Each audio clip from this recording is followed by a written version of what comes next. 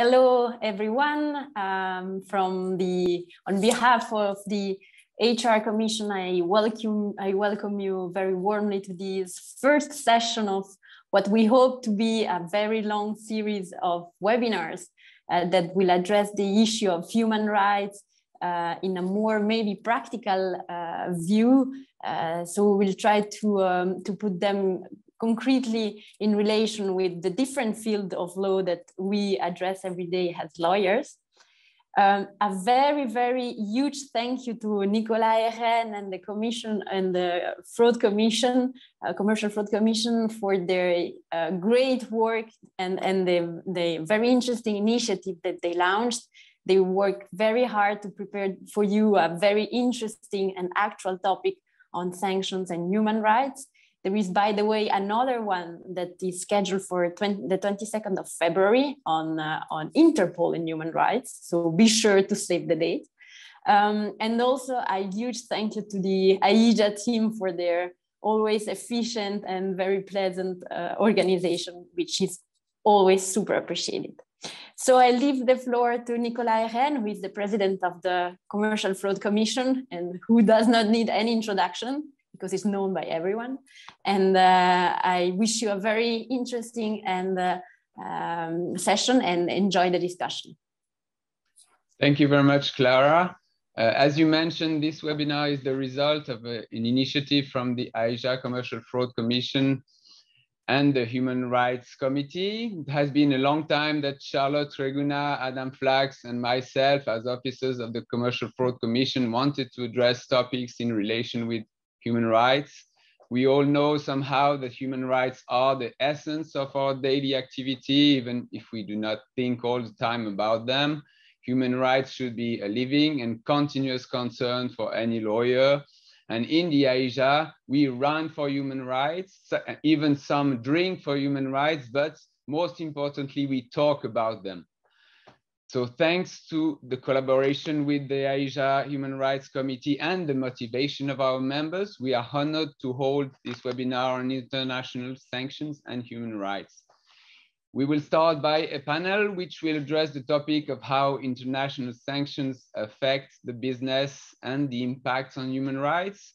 We will continue with a keynote speech about a specific case dealt with by the European Court of Human Rights about sanctions inflicted to Switzerland based on a resolution of the UN Security Council and the respect of fair trial warranties in that process.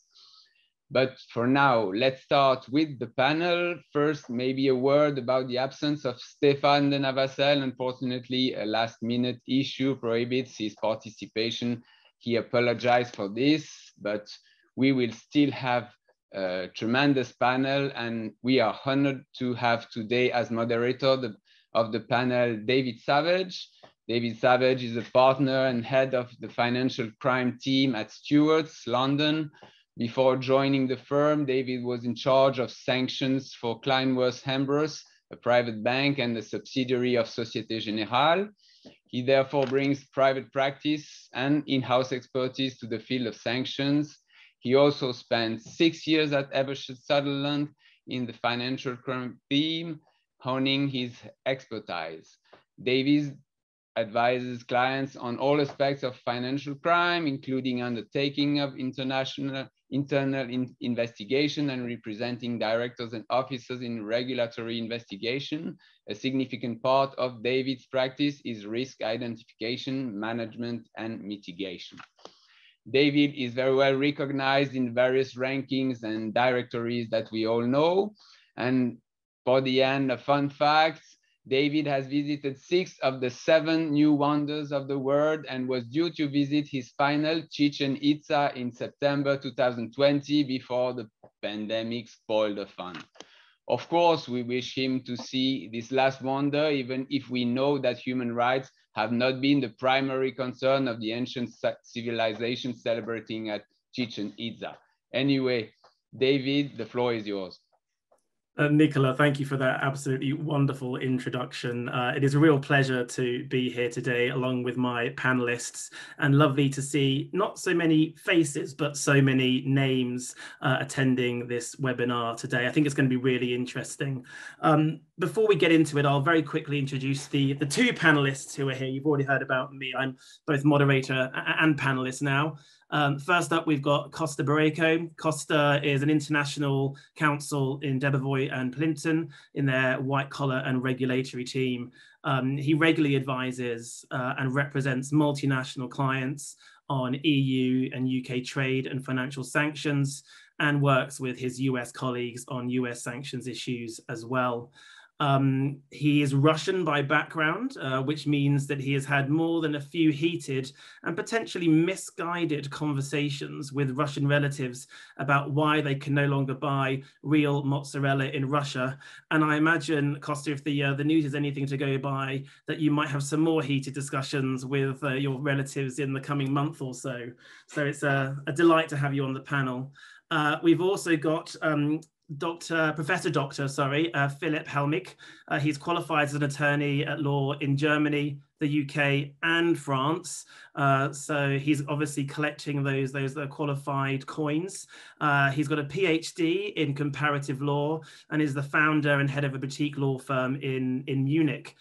His specialism is export controls, sanctions and compliance, and also advises on domestic as well as international export control regimes with extraterritorial reach, in particular in relation to the US and Chinese export controls, and particularly in relation to China. That's going to be quite interesting when it comes to looking at human rights issues and humanitarian issues. He is a professor for international public law as well. So may I please also extend my thanks in addition to those of Nicola's for coming on this panel today, and a thanks in advance for helping me when it comes to the bit that Stefan was supposed to be talking about, which we're going to deal with together. So why do we think that international sanctions and human rights and humanitarian issues are an impossible marriage? I think it's fair to say that the current sanctions world is both diverging and converging.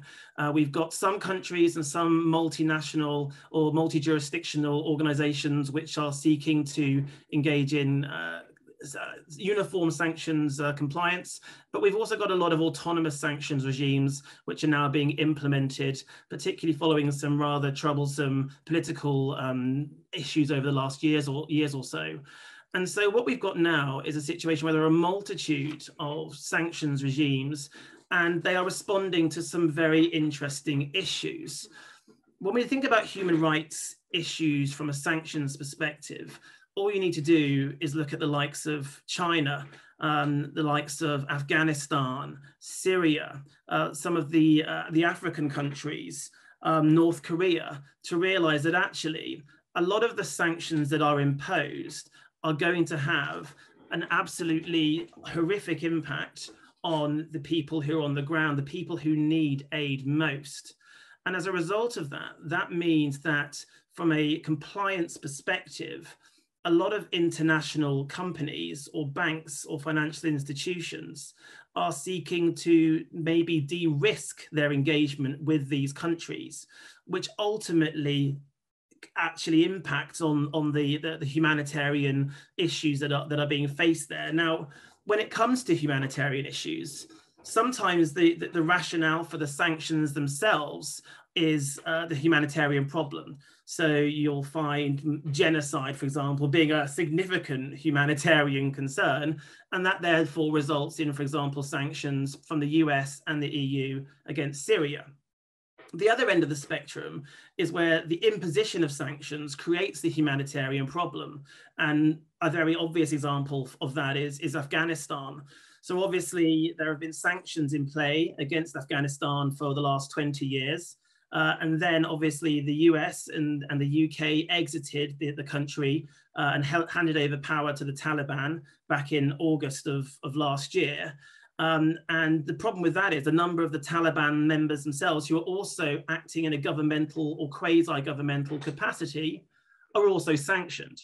And so what that means is that a lot of companies and people who want to get aid into Afghanistan are struggling, because if they do that, they can't necessarily tell if the activity that they're doing, the produce or the medical supplies or whatever that they're trying to bring into Afghanistan, might actually breach the sanctions, which therefore compounds the humanitarian issue, which is being experienced by all those people who are on the ground in Afghanistan through no fault of their own, but who are now struggling to get aid, to get food, to get clean water. And so you've got two different types of humanitarian concerns. Number one, where the concern itself causes the sanctions, and number two, where the sanctions cause the actual concern themselves. And I thought that would be quite helpful for you all to understand, just from a kind of geopolitical context, why this is really important, because it comes about in a number of different ways. So what can we do to try and deal with this impossible marriage? Is it an impossible marriage? Is it a marriage where people ultimately get divorced? Is it a marriage which we can figure out how to make better with a bit of counselling? What I'm going to do now is I'm going to hand over to my excellent colleague and fellow panellist, Costa, to discuss this a little bit more. So, Costa, let's take this in the context of enforcement. What does it mean from an enforcement perspective? Why are companies scared about breaching sanctions? And how do they deal with that fear versus their desire to help get money, get aid into these kind of countries where there are humanitarian problems? So I think, David, that's a very good question. And an important element when answering it is comparing the theoretical answer to the practical answer.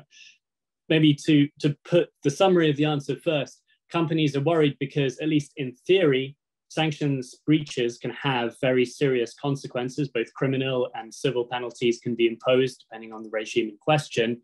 And you can also have very significant reputational damage to your company.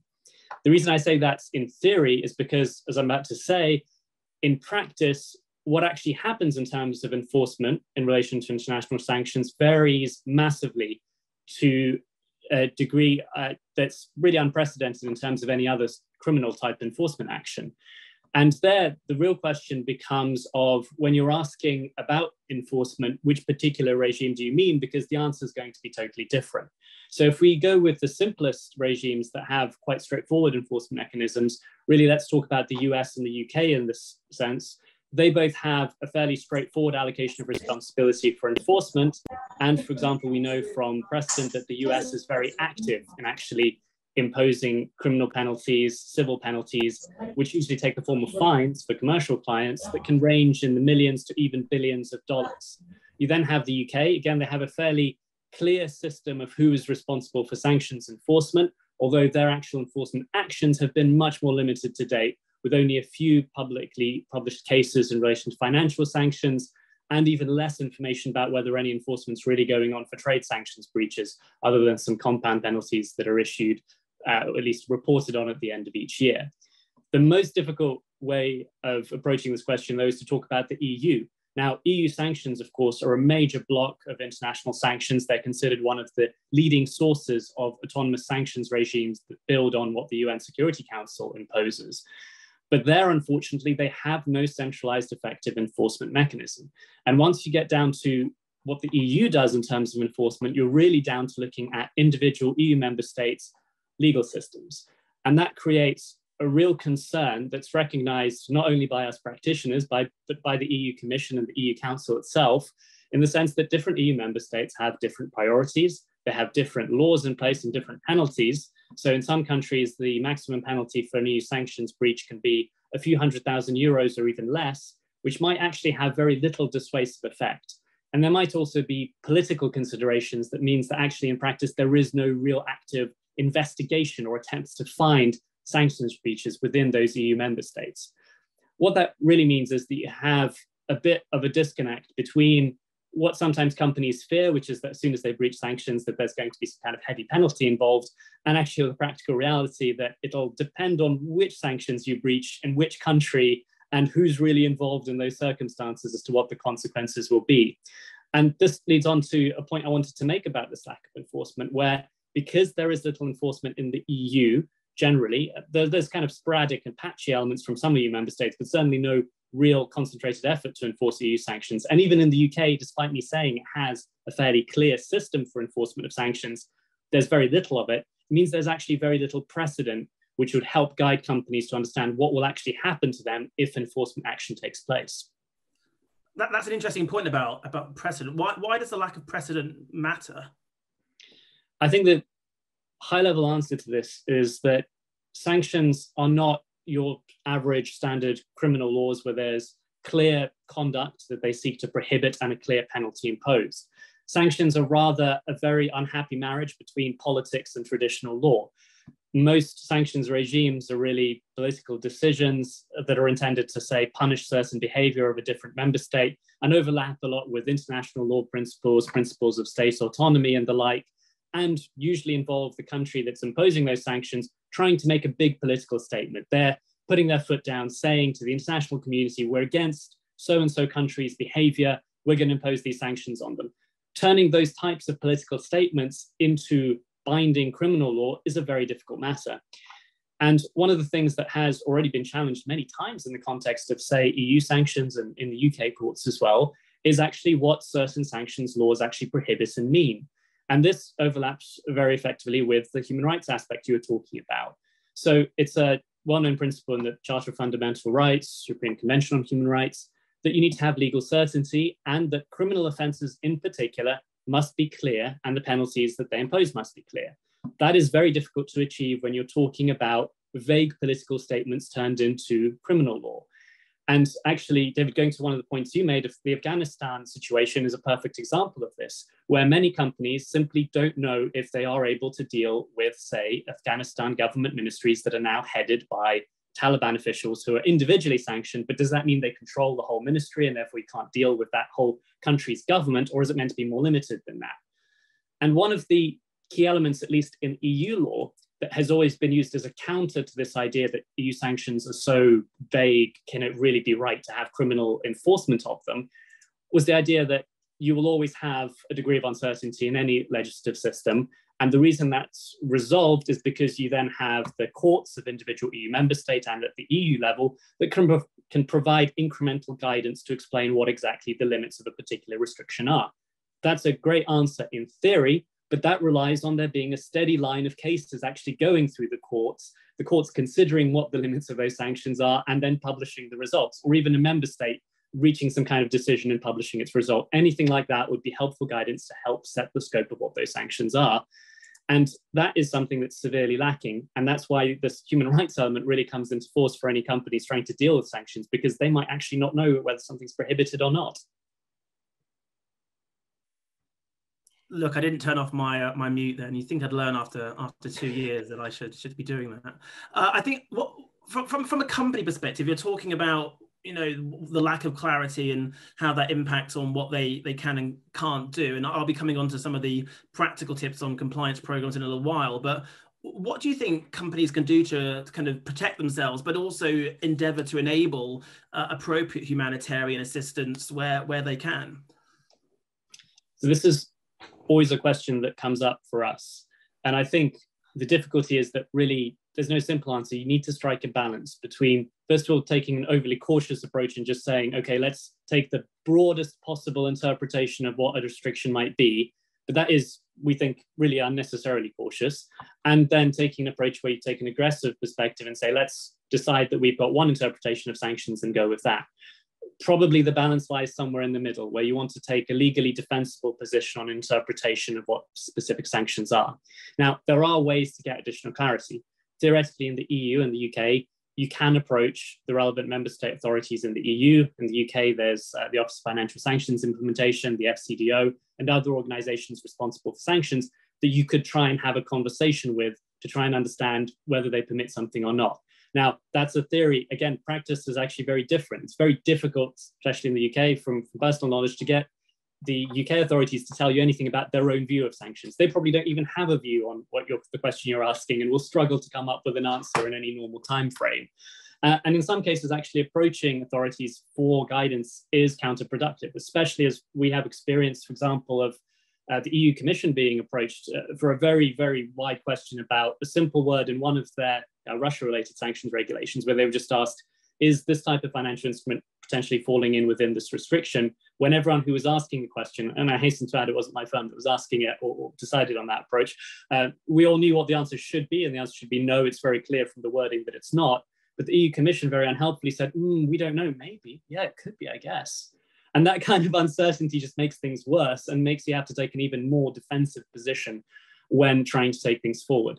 So I think ultimately the answer then is the best thing to do in these circumstances is work with your legal counsel, with your sanctions specialists, come up with a defensible legal position that isn't too aggressive for the risk appetite that your company has, but at the same time isn't so cautious that you're missing commercial opportunities that are in front of you. And on that last point, one of the big benefits of EU and UK sanctions as compared to US sanctions is that they do have a mental element to the offences. And even EU sanctions have a set statutory defence where you had to have, if you had no reasonable cause to suspect that what you're doing is actually a breach of sanctions, it's not a breach. And that's something that you can get some comfort with. If you've got good, strong legal advice that's clear on its face, it's credible, you could be in a pretty strong position to potentially even rely on that type of defence, even if the authorities later say, well, actually, we don't agree with that interpretation, we take a totally different interpretation. It's not the best position to be in. You don't ever want to be relying on that, but at the same time, it gives that additional level of comfort about taking a legally defensible position on sanctions interpretation. And very briefly, Costa, before we move on to some of the more practical advice that we can give, where do you think this is all going to go? What do you think is going to happen in the area of kind of sanctions enforcement vis-a-vis trying to enable appropriate humanitarian assistance into countries which are sanctioned? Where's that going to go? I think on the humanitarian side, we are seeing increasing guidance being issued to actually help companies struggling with that question of, can we send humanitarian assistance? What is the actual limits of what we can do, being provided by UK and EU authorities, so actually helping to deal with that ambiguity point that we were discussing earlier. And that's shown in the fact that OFCI's issued guidance specifically for charity sectors. They're running a lot of seminars for charities, for NGOs, for companies involved in humanitarian work. And there's additional licensing grants that they're trying to popularize in that context.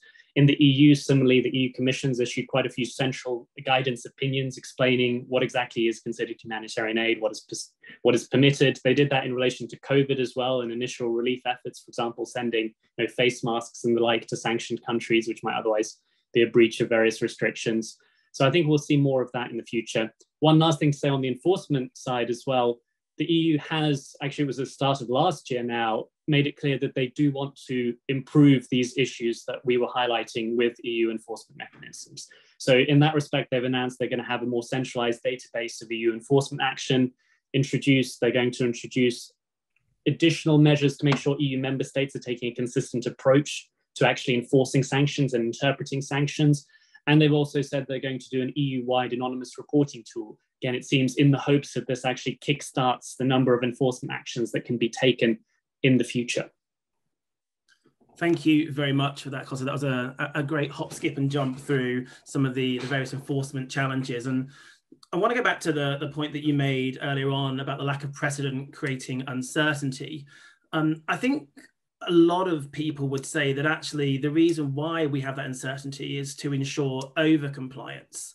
And that kind of leads me on to how can companies comply in a way that works not only for them commercially, but it works for them legally. And it also works in terms of what they want to do from a good citizenship perspective, getting stuff into these countries where they need it most.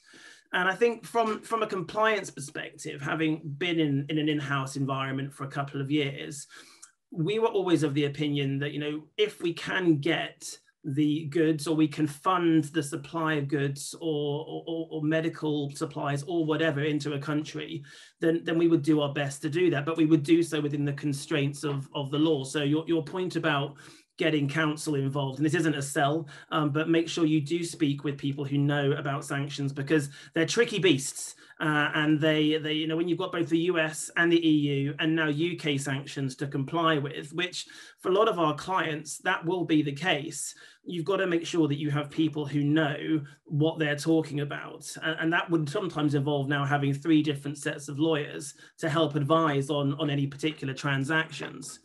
But from a compliance program perspective, I think it's really important that you don't simply de-risk.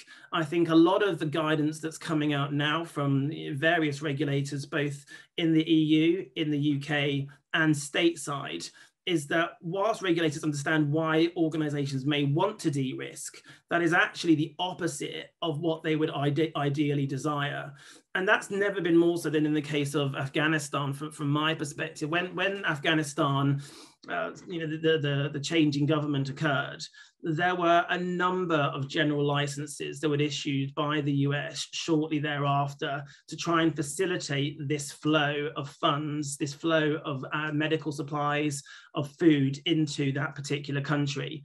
And those are called general licenses, and they can be issued by regulators across the EU, in the UK and in the US, and they will facilitate or permit certain flows of funds, financing, flows of goods into a particular country. So if you are engaging with a country, if your clients are engaging with a country where there are sanctions, but there are also humanitarian concerns, so we look at Afghanistan, we could go to Myanmar, North Korea, Syria, China. I mean, there are loads of different countries where this might be an issue. The first place to look is at your general licenses, because they might actually facilitate and permit the activity in question. At the same time as that, though, particularly for those who are not engaged, our clients who are not financial institutions, another really important thing to do is to ensure that our clients have those conversations with their financial institutions before the activity takes place. Because lo and behold, whenever there's a mention of Afghanistan or a company that is owned by the Islamic Revolutionary Guard Corps or China, or there's something that's going into Crimea, the first thing that's going to happen is that the bank is going to say, hold up, I don't know about this. I don't want to facilitate this flow of funds or this particular transaction. And so if you have an open dialogue with the bank from the word go, that can actually ease that flow. And if it's going to be a regular situation, then actually having that conversation from the word go, I think will really, really help in terms of getting those goods into, or the medical supplies or whatever, into the jurisdiction in question. And you can avail yourself and justify those transactions by reference to a general license. If there isn't a general license, the other prospect is to get a specific license. And again, those are available in the UK, in the EU, in the US. And the specific license does what it says on the tin. So if you've got a particular transaction which isn't permitted generally by a general license, then you can apply to the regulator for a specific license for that particular transaction or that particular series of transactions. The regulators will require a lot of detail, and the amount of time it takes to get that specific license is going to be potentially quite long, particularly if you don't have experience in drafting what it is the regulators are looking for, because they can be very, very pernickety when it comes to exactly the level of detail that they want for those licenses. But you can get them, and that's another way of facilitating those flows. I think from a compliance program perspective, it's important to ensure that any compliance team within our clients is staffed with people with a variety of skills. So not only those who are familiar with the legal and regulatory background of sanctioned countries, but also those who operationally understand what the business is doing, those who understand how to monitor transactions, how to finesse transaction monitoring systems to avoid any form of false positive or escalation of the kind of hits that they need to. So you need to make sure that your team itself is well staffed with a variety of different skill sets. From a kind of a practical perspective, a lot of companies now do these annual risk assessments as well. And those are really good if they are finessed and nuanced at identifying not only the countries in which your clients' businesses are engaged, but also the types of businesses and the types of clients with which they're engaged as well. Because if you have a better holistic idea as to what your inherent risks are within a company, then actually you can mitigate those. And that can be by having an effective compliance program, and the SFO has provided guidance on what that looks like. OFSI has provided guidance, OFAC has provided guidance, and lots of the EU regulators have provided guidance on what those effective compliance programs look like. Take a look at them there. I mean, I say they're really interesting because I love sanctions, you may not, but they're really useful. That's how you can then start making sure that all of your potential flows, your transactions are actually going to be in compliance. And again, back to Costa's point, if you can show you've got a defensible position and you can argue that position in front of a regulator, then that is going to be a massive help when the regulator comes knocking on your door or your client's doors and says, oh, why have you been sending significant amounts of dollars to Afghanistan? So it's all about understanding your business and doing it in a way that the regulators have now kind of almost mandated that you do it. I'm going to hand over now to Philip, who's going to talk about the inclusion of human rights compliance in the new German sanctions legislation and the ease with which corporates can comply. So, Philip, over to you. Tell me about this new German legal framework. So, David, thanks for introducing me a couple of minutes ago. It's my pleasure to join a panel of such distinguished speakers and to discuss this topic, international sanctions and human rights. That is a topic that has become increasingly important for companies in Germany. The main reason for this is that our legislator has been very busy in introducing new acts designed to protect human rights. It looks like, it appears that Germany wants to be the forerunner in enacting laws to protect human rights. Let me provide you a very short overview of our current legal framework, and this will show you the challenges our companies face in Germany. So broadly speaking, Germany has, or let us say, the inclusion of human rights compliance and sanctions legislation takes place at 4 levels. It is a mix of national and, of course, European law. First, German law defines items that are suitable for human rights violation, and this is good for companies, provides a list of these kind of items. Okay, they do require an export license. That looks like companies, let us say, are likely to obtain a license. No, the reality is there is a presumption of denial policy. Second, companies must check whether their customers intend to use their items for sensitive uses. This is European law. Sensitive end use includes human rights violations. If exporter is aware of this, he again has to notify the authorities. And again, there is a presumption of denial policy. At least in Germany, you won't get a license. Third, German legislator, again, together with the European legislator, identified or started identifying persons, companies that are involved in human rights violations worldwide. And these sanctions include asset freeze and travel bans for these companies and persons. And for German companies, European companies, it is prohibited to do any business with these companies and entities. This is our answer to the United States, their approach in 2016 to enact, you might have heard of this famous act, Magnitsky Act. Konstantin, I'm sure you have heard of it because it relates to a Russian official. And yes, the US government since 2016 is allowed to sanction foreign officials. And our list to date includes Russian, North Korean, and Chinese companies. And fourth, very recently in 2021, the German legislator did another step and has passed another law designed to protect human rights. And this is, I think, one of the most critical laws in 2021. It will come into force in 2023. It is called the Act on Corporate Due Diligence Obligations in Supply Chain. What does it mean? What are the obligations for companies? In a nutshell, they are required to ensure that in their supply chain, there is no human rights violation at all, either by their direct or indirect suppliers. This is a huge effort to do for our German companies. If you wish to compare this to, let us say, UK law or French law, I would say it is comparable to the Modern Slavery Act for the UK and the Loi de Vigilance. I think that's the name in France. So it is comparable, but the measures that German companies have to carry out go far beyond the UK and French law.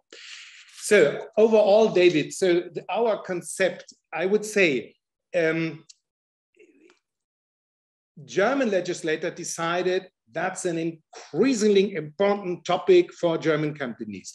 And German legislator tries or attempts to take a sort of holistic approach, saying, okay, at almost every stage of business, German companies have to follow human rights considerations. That means when purchasing goods, they have to check their suppliers, their direct, their indirect suppliers. And when selling, exporting items, they have to check their customers if there is a chance of a human rights violation. And as you can imagine, this is an excessive amount of work. And you can infer from my words, I'm not too happy with this new law, if I may say so. I can infer that, absolutely. Go on, tell us why you're unhappy then. So just to give you an idea what that means for a company. So sure, checking a sanctions list and checking an items list, whether your item you wish to export or you wish to purchase falls under this list or the sanctions list is quite easy. But it's much more difficult to really review your supply chain. How should this work in reality? Our German law says, in theory, yes, it only will apply to companies with the size of 3,000 employees. In 2024, it will be 1,000 employees. But in fact, it will affect this medium-sized companies and small companies as well, because what are the big companies, the large companies are going to do? They will shift the duty to review human rights violations to their suppliers. So their suppliers are all involved. And now you can imagine it is time consuming to do this. It requires new personnel. And at the end, I don't think it's going to work in reality, because now, for example, I heard and I read that to produce a shirt can involve up to 1,000 production steps. So that means there are numerous and really many suppliers involved in the production of a shirt. How is a German company, a small company, supposed to do that? So at the end, it's an excessive amount of work. And to be honest, David and the others, I don't think it's going to improve the situation in a country where human rights violations might occur. Because what will happen, what is likely to happen, if a company cannot comply with all these requirements, it will refrain from doing any business with these countries. Now, and who is going to step in? Who is going to replace the company? It very well can be companies from these countries that have a, let's say, lower level, generally a lower level of compliance with human rights. So I think it's not going to be a really effective tool to implement human rights. My understanding is the government is not able to provide a real system of human rights protection. It is up to the government to decide this country needs to be sanctioned. These officials need to be sanctioned. It could be done by putting restrictions on the import from these countries. Our German legislator tells the companies, we are going to shift our responsibility to you. Now, please, do you ensure that human rights protection is well done or is followed in all these countries? And I don't think it's going to work. And it is, again, it should be the government to provide clear instructions and not to tell the companies, okay, please make sure that in your business, you won't find any human rights violations. Philip, that is really helpful. And you made a very good point about the fact that there are a number of jurisdictions which are now doing something similar. So I hope that everyone who is listening, who isn't in France, the UK or Germany has taken heed, because this may indicate a trend going forwards that much like when it comes to financial institutions, there's going to be an increasing emphasis on corporates and FIs doing the policing when it comes to potential human rights abuses up and down the supply chain. On that note, thank you both to Philip and Costa for your excellent thoughts. I'm going to pass back now to Nicola, who will introduce Sebastian for the keynote speech. Thank you very much, David, Costa, and Philip for this insightful panel. It is now time for the keynote speech. We have the honor to welcome Sebastian Freeze today. Apart from being a close friend of mine, he is a brilliant partner in the litigation team of Keller Geneva. He has a broad experience in commercial litigation, white-collar crime, and insolvency proceedings. He has also a specific interest for administrative proceedings and sports law. Before being a lawyer, he was an assistant professor at the Law University of Geneva in the Department of Constitutional Law and Human Rights, which makes him a perfect candidate for the speech to come. Behold, estimate audience, you will now hear about the case Al-Doulimi and Montana Management Inc. versus Switzerland. Sebastian, the floor is yours. Thank you. Thank you very much, Nicola, for the introduction. It's a pleasure to present the case Al-Doulimi and Montana Management versus Switzerland. I'll briefly talk about the facts and then the main issues and the findings of the court. The number of the case is 5809/08 for those who would like to read the judgment and get into more details. Indeed, I won't have the time to cover every topic and technicality. Factually speaking, the case is not very complex. Mr. Al-Doulimi and Montana Management were put on the UN sanction list on April 2004 in application of resolutions 1483 and 1518 of the Security Council of the UN. These resolutions were part of the UN sanctions mechanism against Iraq, which was put into place after the war. I don't have the time to present the sanctions mechanism, but it was rather typical. According to the Security Council of the UN, the reason of the listing was that Mr. Al-Doulimi was head of finance for the Iraqi secret services under the regime of Saddam Hussein. This has always been firmly challenged, and this was supported by no pieces of evidence in the file. Mechanically, Mr. Al-Doulimi and Montana were then put on the Swiss sanction list, since the Swiss list was a copy-paste of the UN sanctions lists. Obviously, Mr. Al-Doulimi and Montana have not been heard at any time by any of the competent authority. All their assets in Switzerland were thus blocked, and they were eventually confiscated in 2006. Mr. Al-Doulimi and Montana lodged an appeal against the confiscation decisions, but the Swiss Federal Court dismissed their appeal in 2008, confining itself to verifying that the applicants' names appeared on the UN and Swiss sanctions list and that the assets belonged to them. Mr. Al-Doulimi and Montana decided to file an application with the European Court of Human Rights. Basically, they alleged that the confiscation of their assets had been ordered in the absence of any procedure complying with Article 6 of the Convention. At the very same time, Mr. Al-Doulimi and Montana lodged a delisting application in accordance with the mechanism which was put into place in the meantime by the UN Sanctions Committee. This application was rejected in 2009, again, without Mr. Al-Doulimi and Montana having been heard in any way. So the European Court was their last available option. What was at stake in that case? The very first issue was to avoid the assets being transferred. As you know, the application with the European Court of Human Rights has no suspensive effect, and it is very difficult and even impossible in such a case to obtain provisional measures from the court.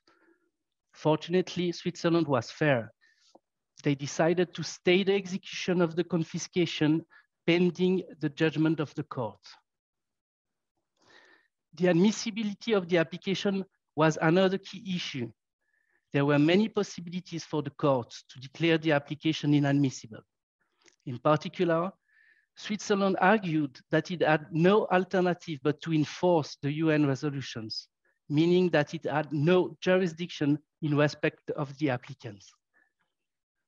We thus feared, with the lead counsels, Jean-Cédric Michel and Tamer Obeidat, that the court would declare the application inadmissible in order to avoid having to rule on the merits and on the UN sanction system. However, the court declared the application admissible and decided to cover the core issue, i.e., whether there was a place for human rights and the convention in applying the UN sanctions. The position of Switzerland, but also of France and of the UK, which were third parties in the case, was that the origin of the alleged violation was in the Security Council resolutions, which were directly based on the Chapter 7 of the UN Charter. Their resolutions were details and left no room for interpretation. There was thus a conflict between the Security Council resolutions and the convention. And hence, according to the governments, it had to be assumed that the Security Council had accepted such a possible conflict. Consequently, the government pleaded that the only means to preserve the Security Council's fundamental role in maintaining peace and security was that the resolution should prevail over any other international agreement, and thus the convention, as provided by Article 103 of the UN Charter. On the applicant's side, it was cornerstone to avoid the conflict theory. So we tried to demonstrate that Switzerland was not faced with any dilemma and that there was no real conflict. We refused to accept the idea that the United Nations could order states to infringe human rights. We thus referred to numerous instruments and provisions in the UN system which aimed at protecting human rights. Our position was thus that the obligation under the UN resolutions and the convention could be interpreted as consistent. The position of the Grand Chamber of the court, because there was a decision of a chamber before that, but Switzerland decided to challenge it, was that there was a place for human rights, even in the UN sanction system. First, the court stated that the applicant's right of access to a court was clearly restricted, since Switzerland only verified that the applicant's names appeared on the lists and that the assets belonged to them. Secondly, the court accepted that this restriction pursued a legitimate aim, namely to maintain international peace and security. After these rather easy findings, the court turned to the main issue. Its reasoning, which is based on the cases AIJA and NADA, but also on the CADI case of the Court of Justice of the EU, can be summarized as follows. First, the court finds that Switzerland was not faced with a real conflict of obligations. The conflict theory of the governments was thus rejected. The main reason for that was that there must be a presumption, according to the court, that the Security Council does not intend to impose any obligation on member states to breach human rights. Fortunately, I would say. The principle of harmonious interpretation must apply to avoid any conflict of the obligations according to the court.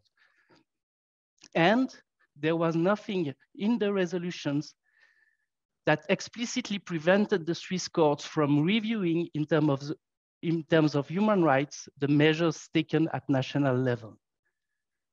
The court added that the promotion of human rights is provided for everywhere in the UN regulation and in the Charter itself.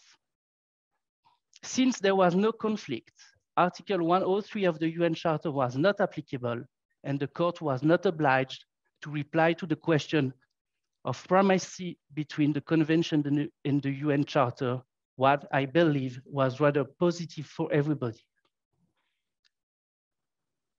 The court added that the consequences for the persons on the lists might be so serious that the sanctions cannot be implemented without affording the right to appropriate review. Such a review was even more essential according to the court, as such lists are usually compiled during international crises and are based on information sources which are sometimes not so reliable. So it was not possible for Switzerland to simply apply the sanctions. A review was necessary, but what kind of review? The court gave an answer which I read as a critique of the UN sanction system, even if the court emphasized that it was not its role to pass judgment on the legality of the acts of the Security Council. Indeed, according to the court, the state's courts must exercise sufficient scrutiny so that any arbitrariness can be avoided. By limiting that scrutiny to arbitrariness, the court mentioned to take account of the necessity to strike a fair balance between the human rights and the protection of international peace and security. To do so, the state's courts must be able to obtain sufficiently precise information, and any inability to access such information can constitute a strong indication of arbitrariness. In this case, in the present case, according to the court, Switzerland had not checked that the listing was not arbitrary. Moreover, the access to the UN delisting proceedings could not replace appropriate review at the level of the state. The applicants should have had at least one genuine opportunity to submit appropriate evidence to a court for examination on the merits. The court concludes that the very essence of the applicant's right of access to a court has been impaired. The court added that the fact that it has remained impossible for the applicants to challenge the confiscation measures for many years is hardly conceivable in a democratic society. Consequently, the court found that there had been a violation of Article 6, paragraph 1 of the convention by 15 votes to 2. As a professor of constitutional law said, to win at the European Court for Human Rights is not the end of the road. You must then come back in your country to have the internal decisions canceled or amended. And that's not so easy. For instance, during a hearing in the revision proceedings, a Swiss judge said that the European Court was wrong and that the Swiss Federal Court had to stick to its previous decisions and that Switzerland must just apply the UN sanctions. Fortunately, the majority of the judges was not of his opinion, and the Swiss Federal Court canceled its previous decisions. The matter was thus returned to the competent Swiss authority to hear the case and freely assess the evidence to determine whether the listing of Mr. Al-Doulimi and Montana was arbitrary. For various reasons, this has not yet been done, and the matter is still not resolved, but that's another story. I thank you very much for your attention and give back the floor to Nicolas. Thank you very much, Sebastian. Maybe before concluding, I think we have a few minutes for question and answer. So in the audience, does someone have a question either for the previous panel or for Sebastian?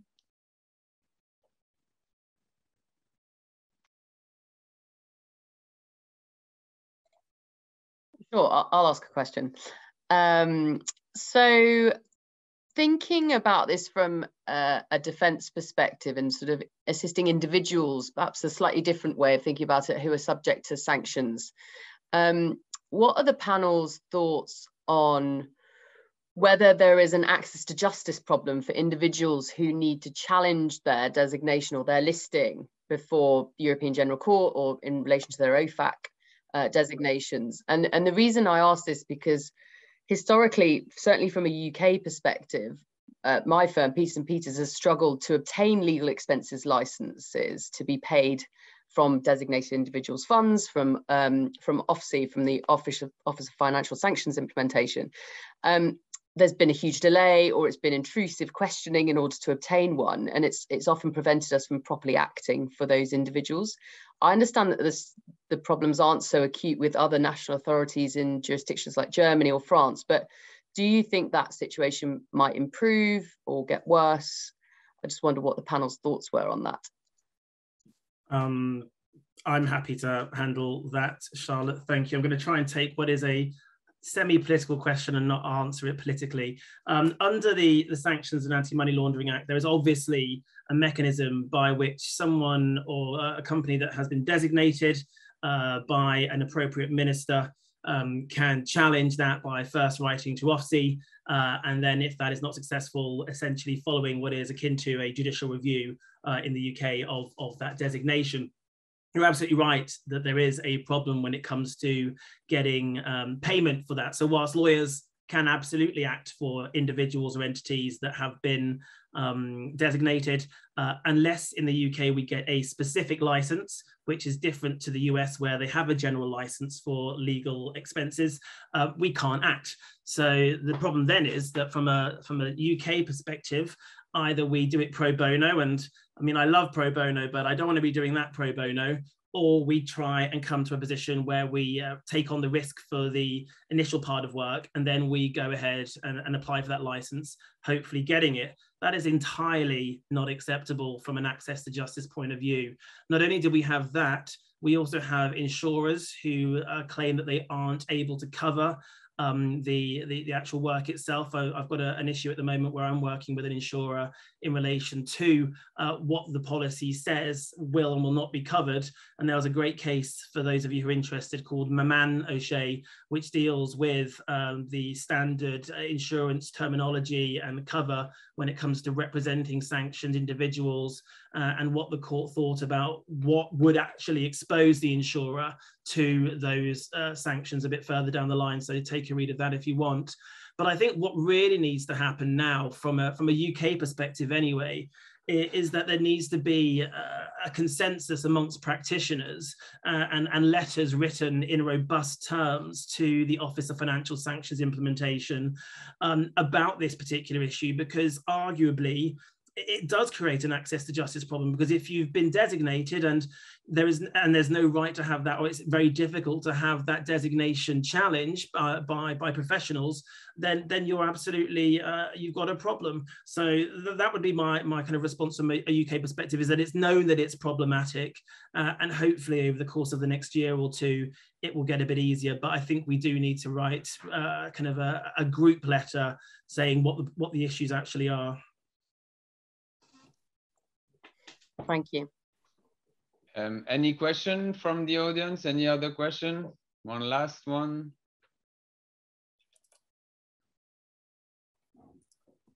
Maybe the AIJA administration can. Yes, Mr. Borkatsky.